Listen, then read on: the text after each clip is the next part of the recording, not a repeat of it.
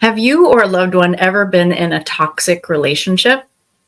Maybe you don't really know what constitutes a relationship to be toxic, but stay tuned. We're going to talk about that as well as 5 mistakes that people make after getting out of a toxic relationship.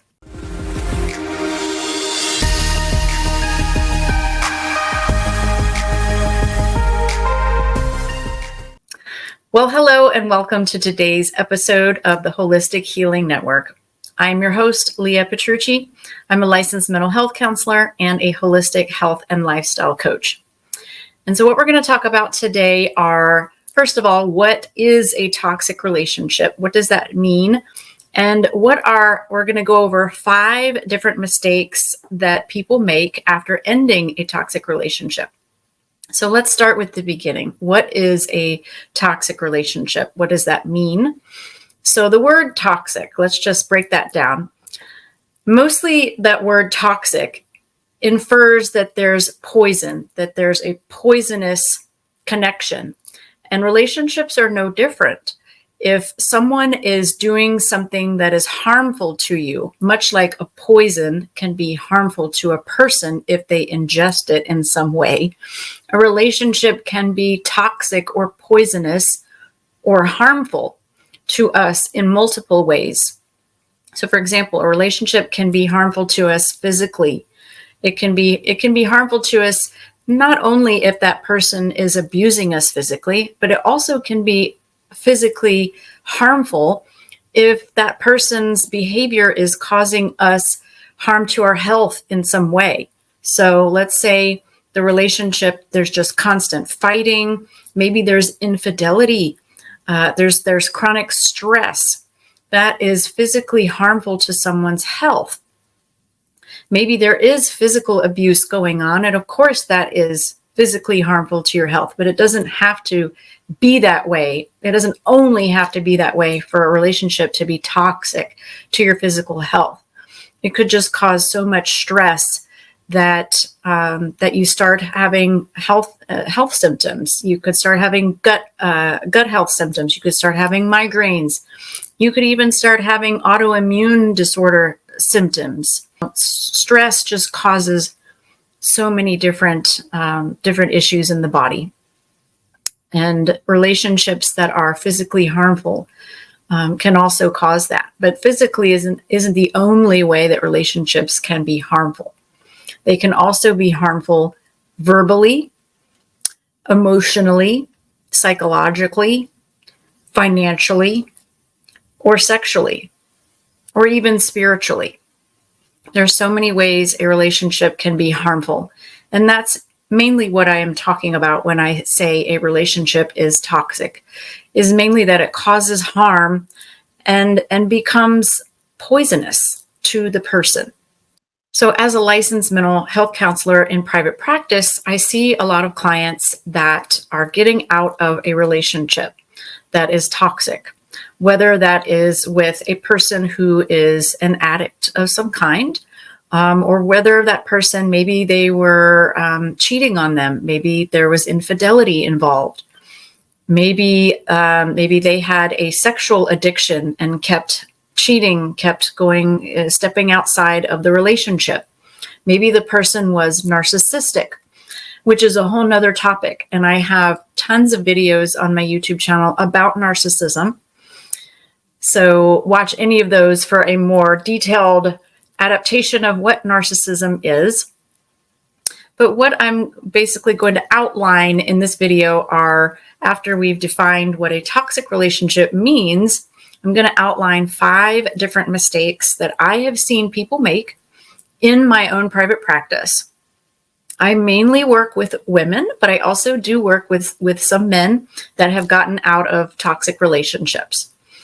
And I kept seeing the same 5 themes going on after a client would leave a relationship. And we're going to go over those 5 themes that I saw in my practice. So the first mistake that I see in my practice is that people start dating too soon after the relationship has ended. I always recommend to my clients to give it at least 1 year without dating anyone. And that means no friends with benefits. That even sometimes means no platonic friendships of, if the person is attracted to the opposite sex, then no platonic friendships with the opposite sex. If they're attracted to the same sex, then no platonic relationships of the same sex. Anything that might trigger romantic feelings, I usually recommend to stay away from, and to just maintain friendships where there's no chance that you're going to be attracted to them sexually. And and even romantically, actually, it doesn't even have to be just sexually, because there are people that aren't interested in sex. They're just more interested in the romance part. So my recommendation to people who are getting out of relationships, any relationship really, is to give it a year. It doesn't have to be a toxic relationship for you to want to give that time for grieving and that time for recovery.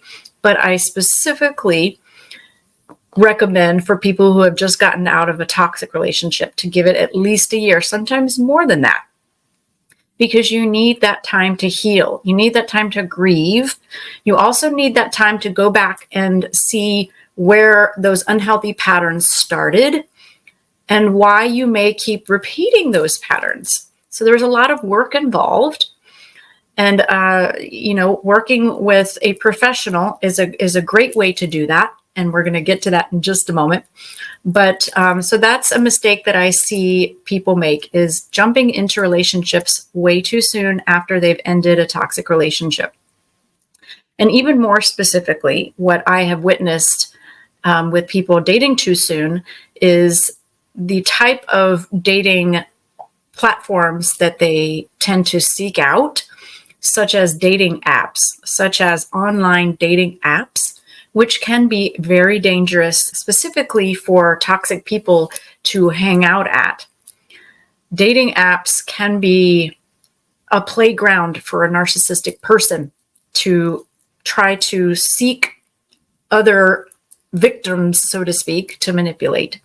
Because dating apps can sometimes be a playground for toxic people, such as narcissistic people, and are using that platform to try to find their next victim, it can be really easy for these type of people to hide who they truly are behind the guise of an internet platform, behind an app. They can easily hide their true self.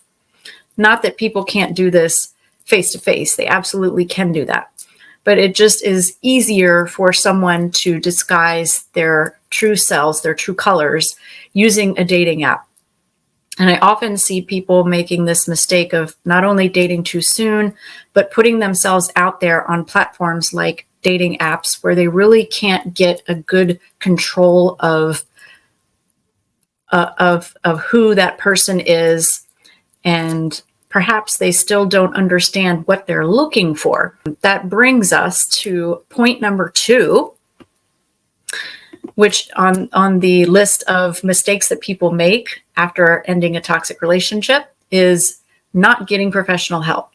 For example, as I was saying before, it really does take at least a year that I recommend of work, and sometimes maybe more than that. It really just depends on the person and how far they've come in their recovery work. It's not just about the time that has passed.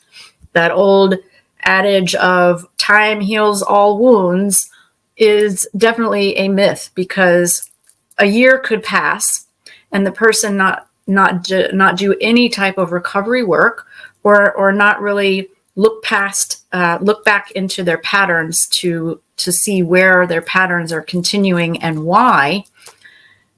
If time has passed and that person hasn't done their recovery work, then they'll be no wiser. So if someone tries to get into a relationship too quickly after getting out of a toxic relationship, and especially if they don't take that time to get professional help, whether it's from a licensed mental health counselor, or whether it's from a relationship coach, or whether it's from a narcissistic abuse recovery coach, whatever the situation may be, if the person chooses not to seek help or just tries to handle it on their own without doing the proper healing work that is involved after a toxic relationship, then most likely they will repeat that pattern and choose another toxic partner for their next relationship.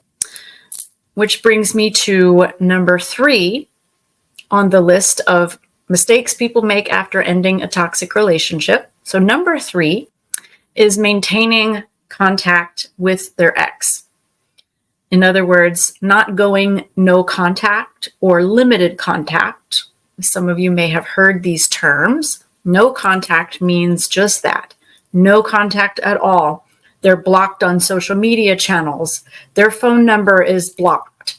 They don't reach out to the person. There's no contact at all. No contact on holidays, no contact on birthdays, none, no contact.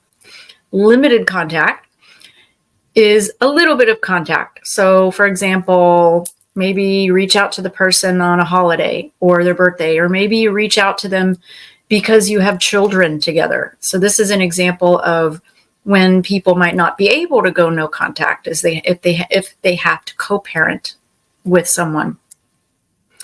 But still, that limited contact is what's recommended, especially if it's with a toxic person. In other words, you just talk at the bare minimum that you need to talk to get that issue worked out, whether it's a co-parenting issue or you're arranging pickup, is you keep that contact very limited.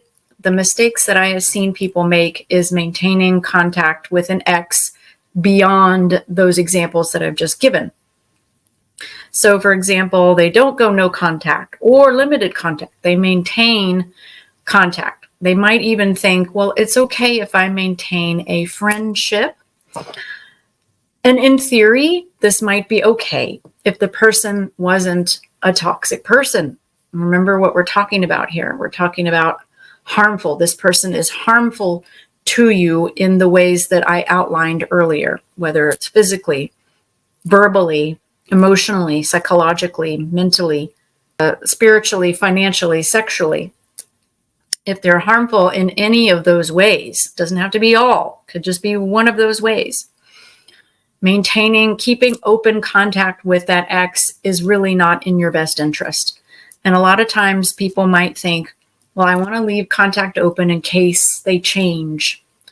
Most of the time when we're dealing with truly toxic people, especially when we're talking about narcissistic people, most likely they're not going to change. They're most likely not going to seek help. Very rarely do some of these types of personalities seek help, and very rarely is it for the right reasons. And even more rarely do you see true long-lasting change happen. But sometimes people like to, they like to have hope, and they like to keep the doors open, so they leave that contact open. The problem with that is it leaves open that line of communication for that person who is most likely manipulative. That's an example of a toxic person, is someone who's manipulative, who can cause emotional, psychological harm, can still have that line of communication to you at any time they want, to maybe say things to slowly get into your head, to try to get you to drop your boundaries, or will do something, could possibly do something called hoovering. Hoovering is a term to describe when a toxic person, usually we use this term when talking about a narcissistic person, will try to hoover you, will try to suck you back in. Hoover like the vacuum. They'll try to suck you back in.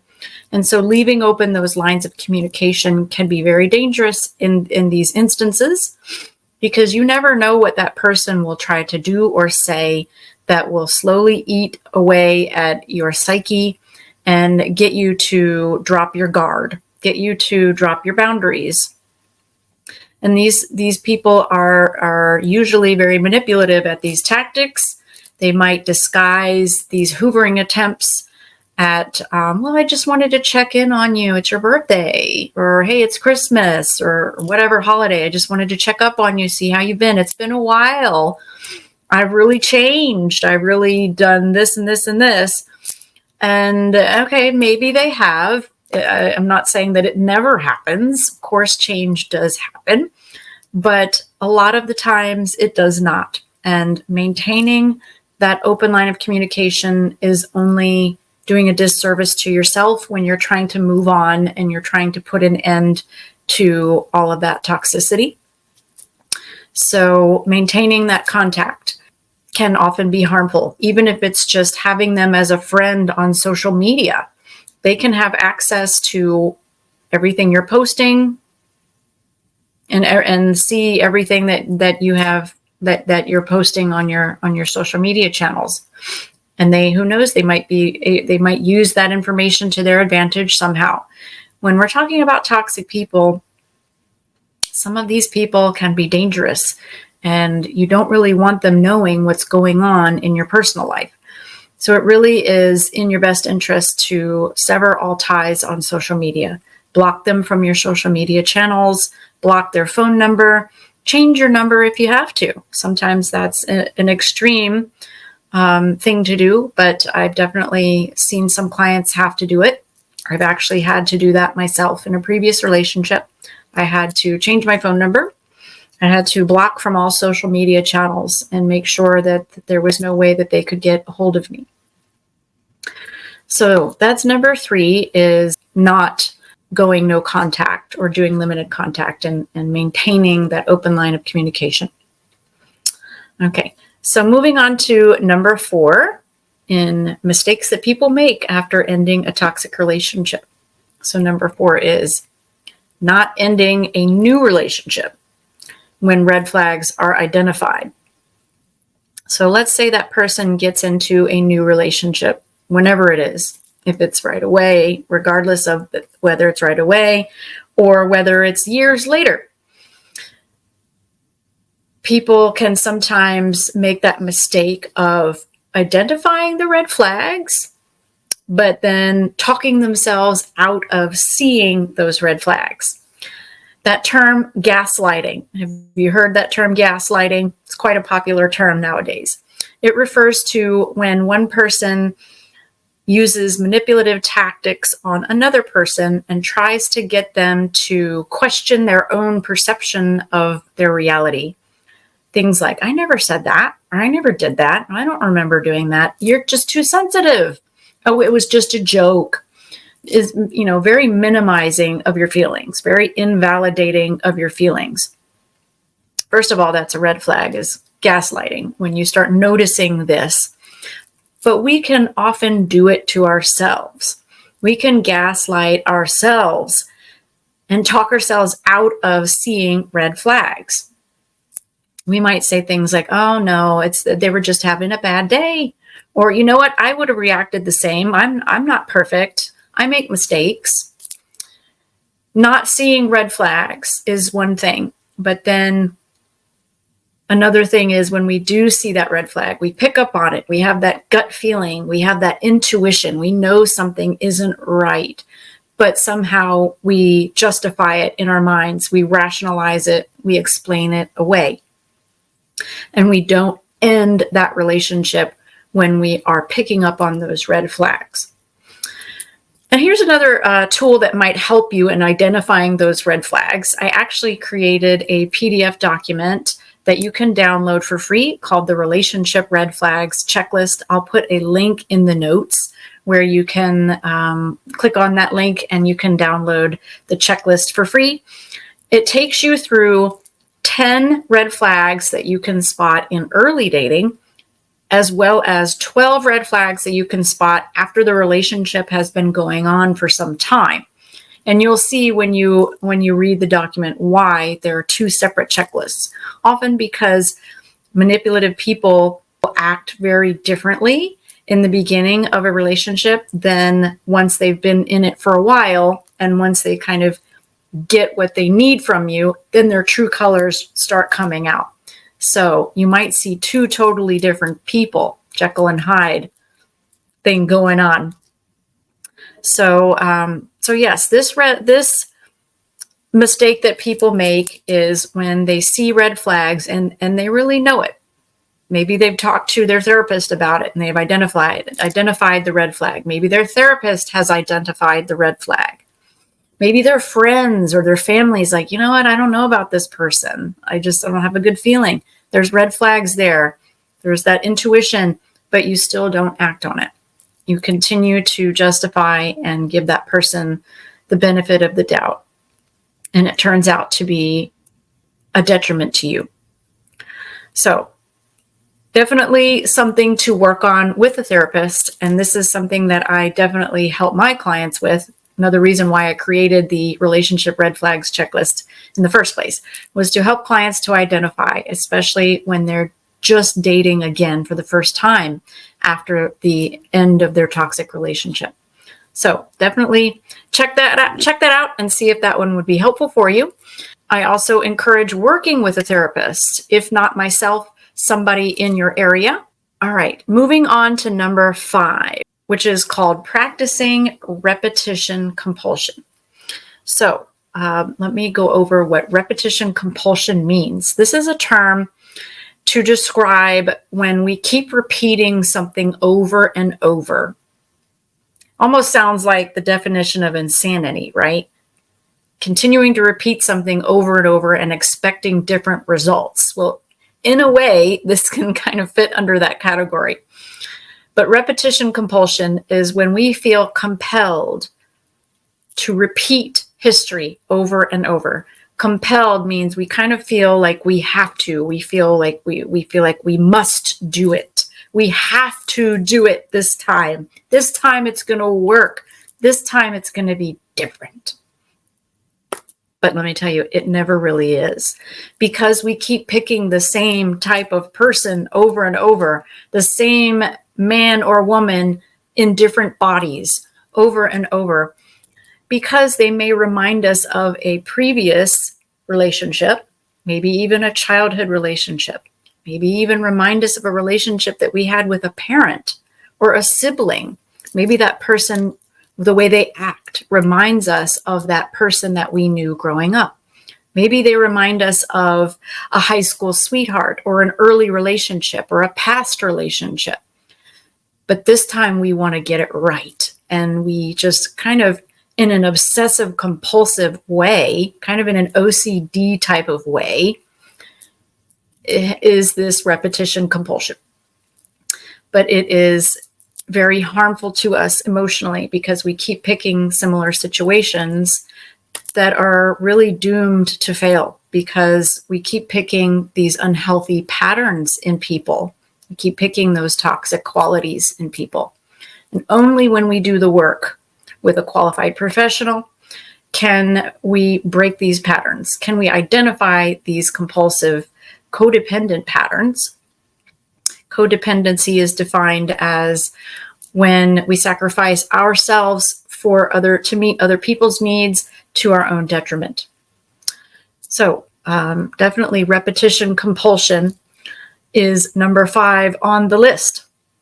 So since we've been talking a lot in this video about mistakes that people make after breakup or divorce from a toxic relationship, I have available a companion in PDF format to this video, which talks about the things that you should do, the things that I recommend that you do after a breakup or divorce from specifically a narcissistic partner. So check that out. I'm going to put the link right here. You can grab that for free at leahpetrucci.com/breakup-checklist. I also will put a clickable link in the description of the video, so you can grab that. So if you have related to any of the things that I've talked about in this video and are interested in finding out how you might be able to work with me, here are a couple of ways you can do that. So the first way is if you are a Florida resident, I am licensed as a mental health counselor in your state. You can reach out using the link that I'll provide in the description of the video to schedule your free 30-minute consultation with me, to ask questions and to talk further and see if I might be a good fit for you. Some of the things that I can provide for one-on-one counseling are help with codependency, help to recognize red flags and act on them, how to set appropriate boundaries, how to choose a healthy partner, how to date mindfully to be able to break earlier patterns of maybe jumping in too quickly to the relationship, getting too enmeshed, too over involved. And so just to date mindfully and to make healthy choices in that area of early dating. So another way that I can help you is by being a coach. If you don't live in the state of Florida, if you live anywhere else, I can help as a coach. I am a holistic health and lifestyle coach. But what that also means is that I help you to make lifestyle changes that will ultimately benefit your health and wellness. Relationship choices definitely fall under that category. So I can do similar work. I just won't be able to do the mental health counseling piece, but there's a lot of things that we can do in the coaching realm. There's a little bit of difference between counseling and coaching, and I can go over all of those differences in more detail if you'd like to schedule a 30-minute consultation with me using the same link that I provide below. A third way that you can work with me is I will be opening a membership for single women in January of 2024. So coming up very soon at the time that I'm recording this video, and it will be an ongoing membership. So this membership is strictly for single women who have chosen to make a commitment to prioritize their self-care. Lots of things that we provide in this membership. It is 100% virtual. So you will be meeting with other like-minded women in a small virtual private community. Every week, there will be virtual events for you to attend. One week, we will have a guest speaker that will come and talk to us about health and wellness, mental health, spirituality, or relationships. Another week, we will have a coaching call where you'll have an opportunity to ask questions, to get feedback on an area where you may be stuck, and to ask the other group members for their experience and feedback. And another week, we will be doing live virtual practice on calming the nervous system. So in other words, I'll be teaching you ways to reduce anxiety, to boost your mood, and to raise awareness for mental health. Things like meditation, things like tapping, which you may have seen me do in other videos on this channel. Things like neurosomatic techniques, which simply means neuro is brain and somatic is body. So I teach you ways to easily and effectively calm down your nervous system. And then the final week of the month, we meet and have a fun social event. There's other perks included if you'd like any more details about my coaching membership, which is called Holistic Healing for Sensitive Singles. I will include a link in the description where you can get more details on my membership. Thanks so much for tuning in. Stay tuned for the next video.